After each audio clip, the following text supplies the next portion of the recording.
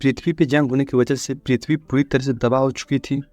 इसीलिए कुछ लोगों को चांद पर भेजा गया ताकि वो बाकी इंसानों को रहने के लिए कॉलोनी बना सके। और जब ये सारा काम हो गया तो जिसके बाद इंसान धरती को छोड़ करके चांद पर चले गए।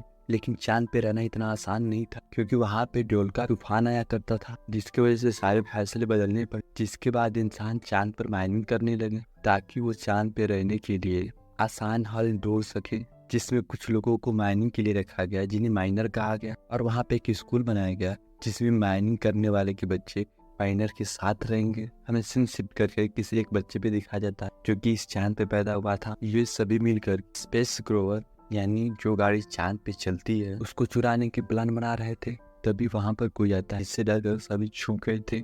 इन्हीं में एक बच्चा जिसका नाम कैलिब होता है, उसके हाथ में एक कैप्सूल था और उसके भी डैड माइनर थे जो कि काम करने के दौरान मारे गए। उसे 3 दिन बाद ओमेगा प्लेनेट पे भेजने की तैयारी की जाती है। ओमेगा प्लेनेट उसे किसी को गोद दे दिया जाएगा। ओमेगा प्लेनेट पे जिंदगी हर तरह से खुशहाल है, वहाँ पे लोग खुशी खुशी रहते हैं। यहीं पर हमें ये बताया जाता है कि चांद पर ओमेगा पर जाने के लिए तकरीबन 75 साल लगते हैं, जिसके दौरान सफर करने वाला इंसान ट्रायल स्लीप यानी एक चैम्बर में रहता है, जिससे उस इंसान की उम्र नहीं बढ़ती। चांद से ओमेगा पर पहुंचता है तो वो उतने ही साल का रहता है। कैलिब जानता था ओमेगा तक पहुंचने के लिए 75 साल लगेंगे, लेकिन कैलिब यहाँ से जाना नहीं चाहता था। वो जानता था कि फिर वो कभी अपने दोस्तों से नहीं मिल पाएगा। उसे एक लेडी बताती है 3 दिन में मेटेओर का तूफान शुरू होने वाला है जिसमें तुम्हें ओमेगा भेजा जाएगा। कैलिब को अपने डैड की बहुत याद आ रही थी। यहाँ पर वो याद करता है कि कैसे वो बहुत ऊंचाई पर जा करके अपने डैड के साथ बैठा करता था। उसे याद आता है कि उसके डैड ने बताया था कि चांद के उस पार एक बहुत ही खतरनाक चीज आकर टकराई, जिससे वहाँ पे एक क्रिएटर एक गड्ढा बन गया। तुम उस जगह जाकर लाजमी देखना। लेकिन चांद के उस पार किसी भी इंसान को जाना मना था। जिस कैप्सूल को हमने कैलिब के हाथ में देखा था वो एक गार्ड ने उसे दिया था, जो कि उसके डैड के राख में से मिला था। जब कैलिब बैठा ये सब सोच रहा था तो उसके पास उसके 3 दोस्त आते। उसके जाने की वजह से वो बहुत दुखी थे। उनमें से एक दोस्त जिसका नाम डेलन होता है, कैलिब के डैड की आखिरी ख्वाहिश को जानता था जो क्रिएटर के पास जाने की थी। डेलन कहता है कि क्यों न तुम्हारे जाने से पहले हम क्रिएटर को देख कर आए, इस तरह से तुम्हारे डैड की आखिरी ख्वाहिश भी पूरी हो जाएगी। लेकिन ये सब कुछ इतना आसान नहीं था। लेकिन वहाँ पर जाने के लिए जिन जिन चीजों की जरूरत होती है वो इस सभी चीजों को इकट्ठा करते हैं। इन्हें बाहर जाने के लिए एक कोड की जरूरत थी। डेलन बताता है कि यहाँ पर एक लड़की है जो कि अभी अभी पृथ्वी से आई है, जिसका नाम एडिसन है, और लड़की का कोई दोस्त भी नहीं था। तभी डेवलन कहता है क्या पता उसको कोड के बारे में पता हो। तभी वो एडिसन से बात करने जाता है। लड़की उससे कोई बात नहीं करती और वो वहाँ से चली जाती है। ये देखकर डेवलन उसके पीछे जाता है, उससे अब वो सारी बात के बारे में बताता है। वो कहता है कि मैं शुरू से तुमसे दोस्ती करना चाहता था, चाहे भले तुमको कोई अजीब कहता हो। एडिसन सब सुनकर कहते हैं कि ठीक है, मैं तुम लोगों की मदद करने के लिए तैयार हूँ, लेकिन तुम्हारे इस मिशन में मैं भी तुम लोगों के साथ जाऊंगा। डेवलिन ये सुन करके उसे अपने साथ ले जाने के लिए तैयार हो जाता है। सभी बच्चे रोवर स्पेस के पास पहुंच गए हैं। कैलिब उसके अलार्म की तार को पहले खींच देता है ताकि उसे निकलने के बाद अलार्म न बज पाए। फिर वो एडिसन को बताया वो कोड डालता है, जिससे कि दरवाजा खुल गया था। ये सभी अब जाने के लिए तैयार थे। रोवर को चलाने की जिम्मेदारी डेवलिन पे थी, क्योंकि इन सब में से वही ड्राइविंग जानता था। और तभी ये सब वहाँ से निकल जाते हैं। ये सभी लोग पहली बार चांद की सतह को देखे थे। ये सभी लोग बहुत ज्यादा ही थे, लेकिन सभी लोगों को मेटेओर के तूफान आने से पहले वापस आना था, क्योंकि जब मेटेओर में बारिश होती थी तो बेसमेंट में लॉकडाउन कर दिया जाता था। सफर के दौरान सभी अपने बारे में बताने लगते। कैलिब बताता है मेरे डैड ने मुझे बताया था कि कैसे लोगों को चांद पर भेजने के बाद कैसे उन लोगों को माइनिंग कराई, लेकिन चांद पर आकर माइनिंग करने के काम को कोई भी इंसान लगातार नहीं कर पाता। जैसे कि काम के दौरान कोई इंसान मर जाए तो उसके बेटे को या तो उसके फैमिली के किसी सदस्य को उस काम को पूरा करना पड़ता है। इस काम के लिए बस एक ही शर्त होता है कि उस लड़के की उम्र 18 से ऊपर होनी चाहिए, लेकिन जब वो 18 से कम रहेगा तो उसे किसी फैमिली को गोद दे दिया जाएगा। जो लोग ओमेगा पे रहते हैं, जिन्होंने चांद पर भेजा था, वो तो अपनी हंसी खुशी जिंदगी ओमेगा पे बिताते हैं। एडिसन कहती है कि तो क्या हुआ, माइनिंग करने का ही तो काम दिया गया था, वो भी केवल 20 साल ही करना है। एडिसन एक साइंटिस्ट की बेटी थी, इसकी वजह से उसे असल बात का अंदाजा नहीं था। यहाँ पर डेलन उसे सारी बात समझाता है कि अगर कोई माइनिंग करता हुआ इंसान मर जाए, उसके बेटे को बाकी के पूरे साल पूरे करने होते हैं। ये सुनकर के एडिसन थोड़ा हैरान थी। आगे का रास्ता इन्हें अब पैदल चलकर तय करना था। सभी अपने स्पेस पहन लेते हैं। एडिसन का सूट इन सब में से थोड़ा अलग था। खैर ये सब बाहर आते हैं। बाहर गुरुत्वाकर्षण न होने की वजह से सभी बहुत ऊंची छलांग लगाते हैं। सभी यहाँ पर खेलने लगते हैं। एडिसन की जब नजर जमीन प्लेनेट पर पड़ती है तो वो थोड़ा नाराज हो जाती है। वो जमीन पर अपने गुजरे पलों को याद करने लगती है। जब एडिसन वापस आती है तो देखती है कि डेवलिन कैरन एक ऑक्सीजन कैन की मदद से स्पेस में ऊंचाई तक जा रहे और उन्होंने अपने स्पेस सूट को ग्रोवर के साथ बांधा हुआ था ताकि वो स्पेस में कुछ ज्यादा ऊपर तक ना जा सके। एडिसन ये देखकर कहती है कि ये खतरनाक हो सकता है, ऐसा मत करो, मगर वो उसकी कोई भी बात नहीं सुनते। जब ये सब कुछ अकेला कैलिब का दोस्त करने लगता है, उसे झटका लगने की वजह से उसकी रस्सी टूट गई थी, जिसकी वजह से वो स्पेस में बहुत ऊपर तक चले गए थे। बाकी के दोस्त ऑक्सीजन सिलेंडर लेकर के उसे बचाने की कोशिश करते हैं। सभी ने मुश्किल से अपने दोस्त को बचाया था, लेकिन इन सब में उनकी बहुत सारी ऑक्सीजन खत्म हो गई थी। उनके पास इतनी भी ऑक्सीजन नहीं बची थी कि वो क्रेटर तक पहुंच पाते। वो सभी लोग बीच में ही फंस चुके थे। तभी कैलिन बताता है कि इधर ही एक आउटपोस्ट है, वहां पर जाकर शायद ऑक्सीजन मिल जाए। ये सब बात सुनकर कैलिब का दोस्त बोलता है कि मैं वहां पर नहीं जाऊंगा क्योंकि मेरे भाई ने मुझे बताया था कि वहां पे भूत रहते हैं। ये बात सुनकर डेविड उसका मजाक बनाने लगता है और इसी बात पर आपस में दोनों की लड़ाई हो चुकी थी।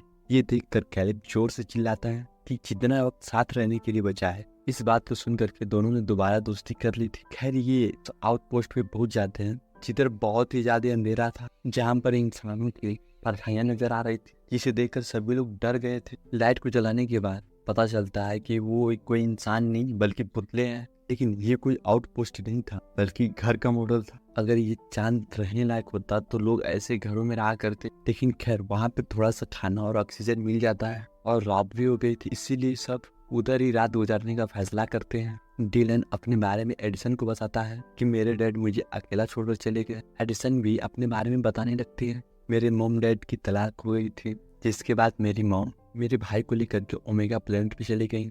मैं बहुत अकेला महसूस करती थी। सभी लोग सो गए थे, लेकिन एडिसन और कैलिब अभी भी जाग रहे थे। वे दोनों बातें करने लगते हैं। वे कहते हैं कि मेरे डैड के मौत के बाद मेरा दोस्त डिलन ही मेरे सहारा दिया, डिलन ही मेरा सब कुछ है। जब मैं ओमेगा पे चला जाऊंगा तो डिलन बिल्कुल अकेला रह जाएगा और मेरे जाने के बाद तुम हमेशा उसके साथ रहोगी, मुझसे वादा करो। एडिसन ने भी उसने भी कैलिब से वादा कर लिया। जब सुबह होती है तो ये लोग दोबारा से अपना सफर शुरू करते हैं, मगर अब इनके रोवर की बैटरी खत्म हो चुकी थी। इनके पास ऑक्सीजन की भी कमी थी, तो मेट्योर के तूफान से पहले क्रेटर तक पहुंचना था।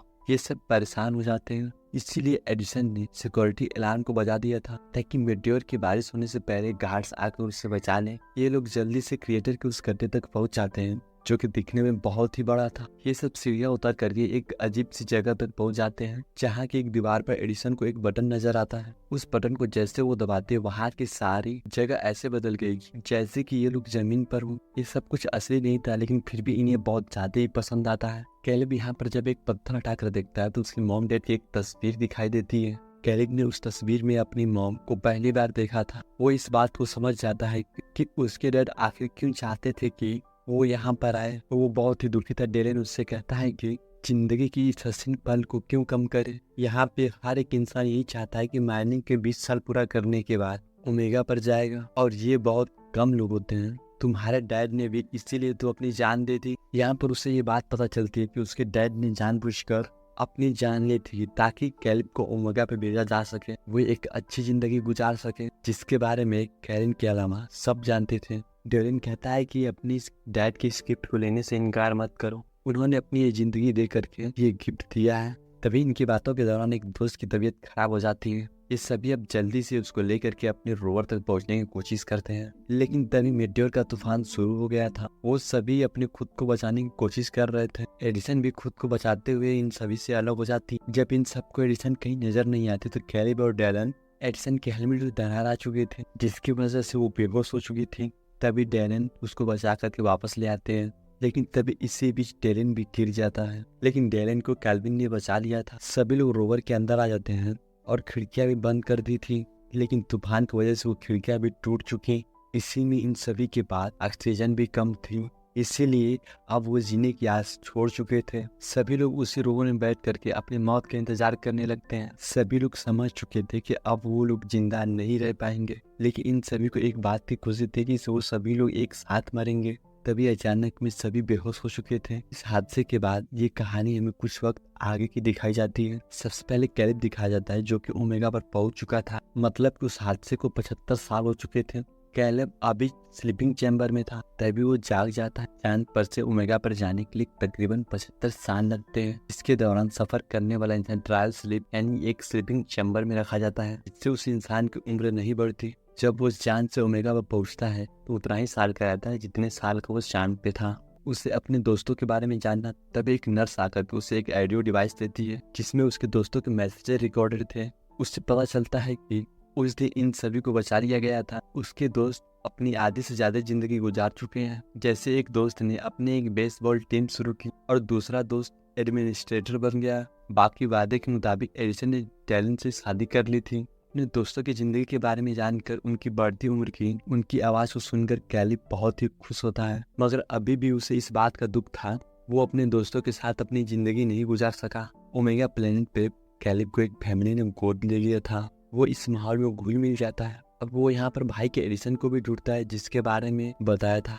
कि वो उसके मॉम के साथ ओमेगा पे रहता है। कैलिब एडिसन के भाई को उसकी बहन के अच्छे कामों के बारे में बताता है, जिसने चांद पर माइनिंग जैसे असूलों के खिलाफ काम करती है और उन माइनिंग कामों को खत्म करवा दिया था। इसके साथ इस फिल्म की कहानी यहीं पर भी खत्म हो जाती है। Thank you for watching.